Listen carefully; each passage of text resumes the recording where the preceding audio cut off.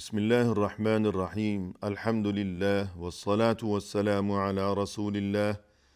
وعلى آله وأصحابه أجمعين أما بعد ناظرین کرام السلام علیکم ورحمۃ اللہ وبرکاتہ۔ منتخب احادیث کے عنوان سے اس پروگرام کے ہمراہ ہم آپ کی خدمت میں حاضر ہیں، اور اس سے قبل گزشتہ ملاقات کے موقع پر ہم پڑھ رہے تھے اس سلسلے کی حدیث نمبر 2، جو کہ حدیث جبریل کے نام سے معروف ہے، اور اس میں یہ تذکرہ کیا گیا ہے کہ جبریل امین علیہ السلام ایک بار انسانی شکل میں رسول اللہ صلی اللہ علیہ وسلم کے پاس پہنچے،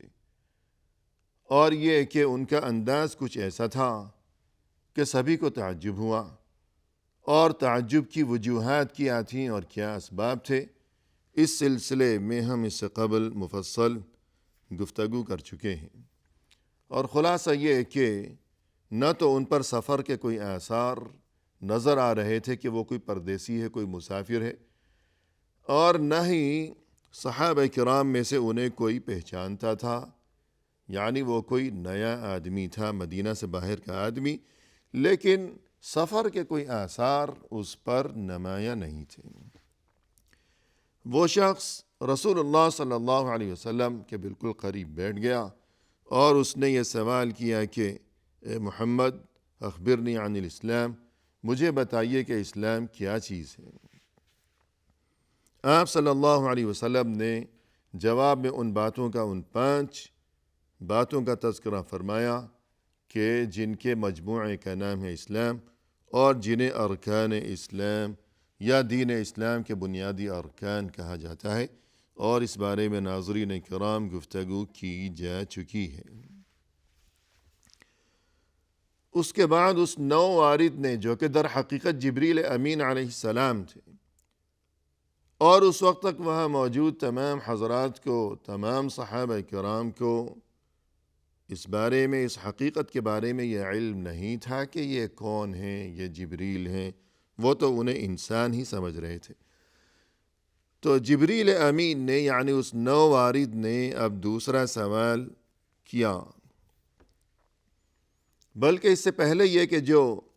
اس نے پہلا سوال کیا کہ اسلام کس چیز کا نام ہے، اور آپ صلی اللہ علیہ وسلم نے جو کچھ جواب دیا، تو جواب سننے کے بعد اس شخص نے یوں کہا کہ صدقت، کہ آپ نے درست کہا۔ تو یہ حضرت عمر، جو کہ اس حدیث کے راوی ہیں، یہ فرماتے ہیں کہ فَعَجِبْنَا لَهُ يَسْأَلُهُ وَيُصَدِّقُهُ،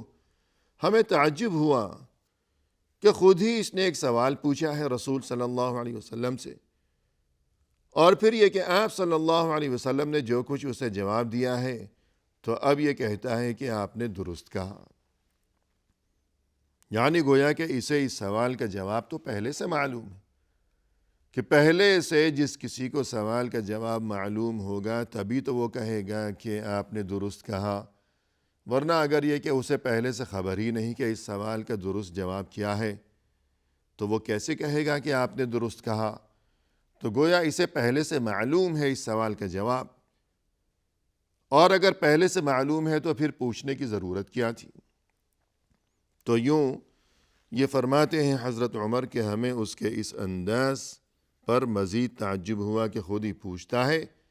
پھر جواب سننے کے بعد خود ہی کہتا ہے کہ آپ نے درست کہا، کہ پہلے سے معلوم ہے اس کو جواب، تو پھر پوچھا کیوں؟ اس کے بعد اس نے یوں کہا کہ اے محمد اخبرنی عن الایمان، مجھے بتائیے کہ ایمان کیا چیز ہے۔ قال ان تؤمن باللہ وملائکتہ وکتبہ ورسلہ والیوم الآخر وتؤمن بالقدر خیرہ وشرہ۔ جواب میں فرمایا رسول اللہ صلی اللہ علیہ وسلم نے کہ ایمان یہ ہے کہ ان تؤمن باللہ وملائکتہ، کہ تم ایمان قبول کرو اللہ پر اور اس کے فرشتوں پر اور اس کی کتابوں پر اور اس کے رسولوں پر اور قیامت کے دن پر، اور اس بات پر کہ اچھی اور بری تقدیر وہ اللہ ہی کی طرف سے ہے۔ یہ 6 چیزیں، اس سے قبل جب سوال دریافت کیا گیا تھا کہ اسلام کیا چیز ہے، تب آپ صلی اللہ علیہ وسلم نے جواب میں 5 چیزوں کا تذکرہ فرمایا تھا، تو وہ 5 چیزیں ہیں ارکان اسلام۔ الاسلام ان تشہد ان لا الہ الا اللہ وان محمد الرسول اللہ۔ اسلام یہ ہے کہ تم اس بات کی گواہی دو کہ اللہ کے سوا کوئی عبادت کے لائق نہیں ہے، اور یہ کہ محمد صلی اللہ علیہ وسلم اللہ کے رسول ہیں۔ یہ دونوں باتیں، اقرار توحید و رسالت، دونوں گواہیاں، دونوں شہادتیں، اشہد ان لا الہ الا اللہ ایک شہادت، واشہد ان محمد الرسول اللہ، اشہد میں شہادت دیتا ہوں دوسری شہادت، تو یہ دونوں چیزیں ملا کر ایک بات ہو گئی۔ اور اس کے بعد یہ کہ نماز قائم کرو، اس کے بعد یہ کہ زکوٰۃ ادا کرو، رمضان کے روزے رکھو، بیت اللہ کا حج کرو۔ 5 چیزیں ارکان اسلام، جو کہ پہلا سوال تھا۔ اور دوسرا سوال ارکان ایمان۔ ایمان کس چیز کا نام ہے؟ تو ارکان ایمان جو کچھ رسول اللہ صلی اللہ علیہ وسلم نے بیان فرمایا جواب میں، 6 چیزیں ارکان ایمان 6 ہیں۔ تو پہلی بات یہ کہ تم ایمان قبول کرو اللہ پر، سب سے پہلا رکن، بنیادی چیز، حقیقی ایمان ہو اس بات پر کہ اس تمام زمین و آسمان کا، اس تمام کائنات کا، اور اس تمام زمین و آسمان میں، اس کائنات میں جو کچھ بھی ہے ان سبھی کا کوئی نہ کوئی پیدا کرنے والا ہے، کوئی ایجاد کرنے والا ہے، اور وہ کوئی دوسرا نہیں بلکہ وہ صرف اور صرف اللہ ہے، وہ رب ہے، وہ سبھی کا رب ہے۔ اور پھر اس سے بھی بڑھ کر مزید یہ کہ جس طرح وہ اکیلا ہی سبھی کا رب ہے، سبھی کا پیدا کرنے والا ہے، تو مزید یہ کہ اسی طرح وہ اکیلا ہی الہ بھی ہے، وہی اکیلا ہر قسم کی عبادت کے لائق ہے۔ تو یہ معنی ہے اس بات کے کہ اللہ پر ایمان قبول کرنا کہ نہ صرف یہ کہ وہ اکیلا سبھی کا رب ہے، بلکہ اس سے بھی بڑھ کر اس بات کو قبول کرنا بھی ضروری ہے کہ وہی اکیلا سبھی کا معبود بھی ہے۔ ذالکم اللہ ربکم خالق کل شیء لا الہ الا ہو، کہ دیکھو وہی اللہ ہے جو کہ تمہارا رب ہے، وہی ہر چیز کا پیدا کرنے والا ہے۔ لیکن اتنی بات کافی نہیں ہے، اتنی بات تو مشرکین مکہ بھی مانتے تھے اور قبول کیا کرتے تھے کہ ہمارا خالق و مالک، ہمارا رب، ہمیں پیدا کرنے والا، ہماری زندگی اور موت کا مالک، اور یہ کہ ہماری روزی روٹی کا مالک، ہمیں روزی دینے والا، رزق دینے والا، زندگی دینے والا، اور صرف ہم ہی نہیں بلکہ تمام جہانوں کا خالق و مالک اور سبھی کو پیدا کرنے والا وہ صرف ایک ہے، وہ اکیلا ہی رب ہے، یعنی اللہ۔ یہ بات تو مشرکین مکہ بھی کہا کرتے تھے، تو پھر ہم میں اور ان میں فرق کیا ہوگا؟ رسول اللہ صلی اللہ علیہ وسلم اور دیگر وہ مسلمان، انہوں نے جو اس قدر تکلیفیں اٹھائیں، انہیں ستایا گیا، پتھر برسائے گئے، لہو لہان کیا گیا، پھر یہ کہ کتنی ہی جنگوں کی نوبتیں آئیں، اور یہ کہ ہجرت کی نوبت آئی، وہ گھر سے بے گھر ہو گئے، وطن سے بے وطن ہو گئے۔ کیوں؟ وجہ کیا تھی؟ وہ بھی یہی کہتے تھے مسلمانوں کی طرح کہ ہم سبھی کا خالق و مالک صرف ایک ہے، یعنی اللہ، ہمارا رب صرف ایک ہے، یعنی اللہ۔ تو پھر یہ جنگیں، یہ تمام مشکلات، یہ سب کچھ کیوں ہوا؟ یہ سب کچھ یوں ہوا کہ رسول اللہ صلی اللہ علیہ وسلم نے اللہ کی طرف سے یہ پیغام پہنچایا کہ یوں کہہ دینا کہ ہمارا رب صرف اللہ ہے، یہ کافی نہیں ہے، بلکہ یوں کہو کہ لا الہ الا اللہ، یا ایھا الناس قولوا لا الہ الا اللہ تفلحوا، اے لوگو کہہ دو کہ اللہ کے سوا کوئی عبادت کے لائق نہیں ہے، تبھی تم کامیابی سے ہمکنار ہو سکو گے، ورنہ نہیں۔ تو اسی طرح اس آیت میں اللہ کی طرف سے یہی ارشاد ہوا کہ ذالکم اللہ ربکم، وہی اللہ ہے تم سبھی کا رب، خالق کل شیء، وہ ہر چیز کا خالق و مالک ہے، سبھی کا پیدا کرنے والا ہے۔ لیکن جو اہم چیز ہے وہ اس آیت میں آگے بیان کی گئی کہ لا الہ الا ہو، اس کے سوا کوئی عبادت کے لائق نہیں ہے۔ تو یہ مطلب ہوا اس بات کا کہ اللہ پر ایمان قبول کرنا، 6 ارکان ایمان میں سے یہ پہلی بات ہو گئی۔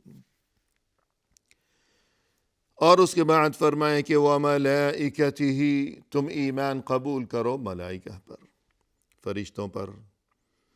کہ یہ فرشتے جنہیں اللہ نے نور سے پیدا کیا ہے، کہ جس طرح اللہ نے جنوں کو پیدا کیا ہے بھڑکتی ہوئی آگ سے، اور جس طرح اللہ نے انسانوں کو پیدا کیا ہے مٹی سے، آدم کو پیدا کیا مٹی سے اور جنوں کو بھڑکتی ہوئی آگ سے، تو اللہ نے فرشتوں کو پیدا فرمایا ہے نور سے، کہ فرشتے نورانی مخلوق ہیں۔ الملائکہ مخلوقات نورانیہ، بقول اہل علم ملائکہ کی تعریف بیان کی گئی ہے کہ اللہ نے انہیں نور سے پیدا کیا ہے۔ کیوں پیدا کیا ہے؟ کیا مقصد ہے؟ کیا حکمت ہے؟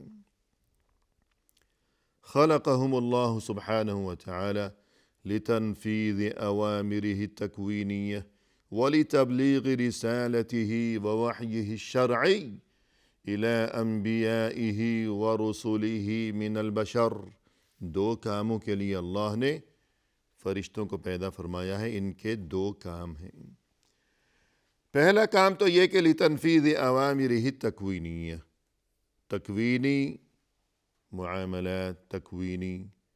تکوینی یعنی وہ کام کہ جن کا تعلق کائنات سے ہے، کہ کائنات، زمین و آسمان، یہ تمام دنیا،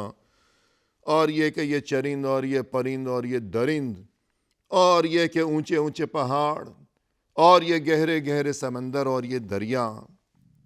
یہ سب کچھ دنیا میں جو نظام چل رہا ہے، دنیا کے اس نظام کو، کائنات کے اس نظام کو چلانا، یہ سبھی کچھ اللہ کے حکم سے ہے، اللہ کی مرضی سے ہے، اللہ کی قدرت سے ہے۔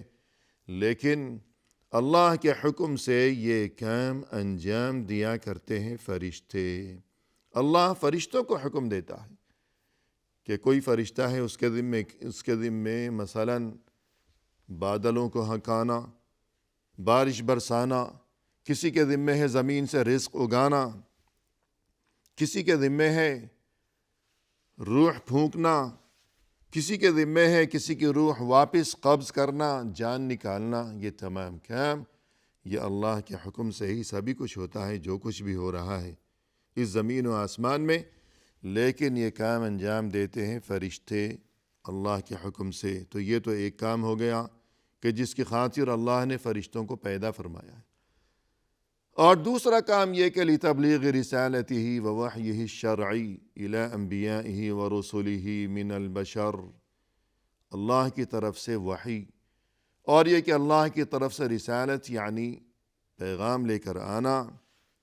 انسانوں میں سے جو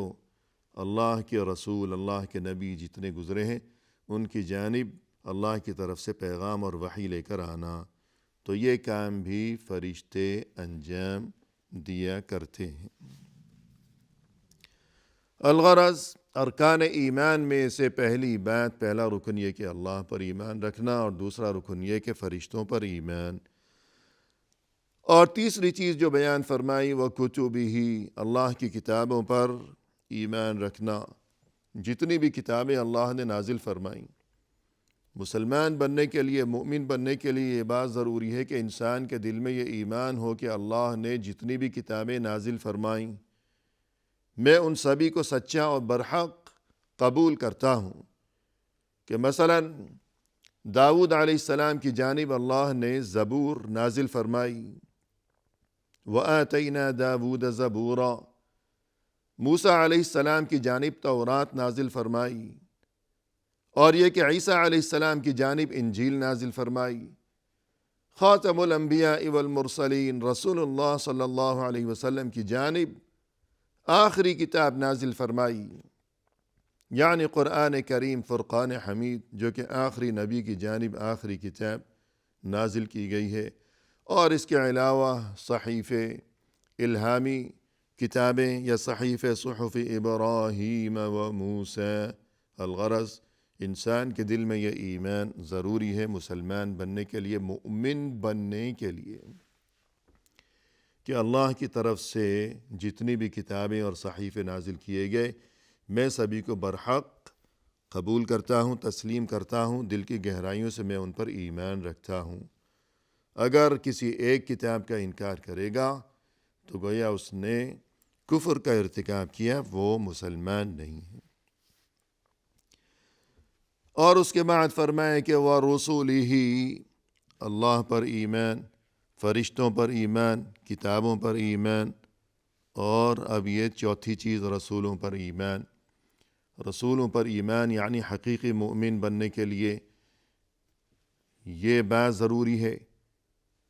کہ تمام رسولوں پر ایمان ہو۔ جتنے بھی رسول اور نبی اللہ کی طرف سے مبعوث فرمائے گئے ان سبھی پر ایمان ضروری ہے۔ ان میں سے کسی ایک کا انکار گویا کہ سبھی کے انکار کے برابر ہے، گویا کہ یہ کفر ہوگا کہ اگر انسان سبھی کو مانے مگر ان میں سے اگر کسی ایک کو وہ نہیں مانتا۔ کیوں؟ اس کی وجہ کیا ہے اور یہ کہ اس کی دلیلیں کیا ہیں، تو اس بارے میں بقیہ گفتگو لیے ہوئے اور اسی حدیث کا بقیہ حصہ لیے ہوئے انشاءاللہ ہم جلد حاضر خدمت ہوں گے۔ اس وقت تک کے لیے فی امان اللہ، وآخر دعوانا ان الحمد للہ رب العالمین۔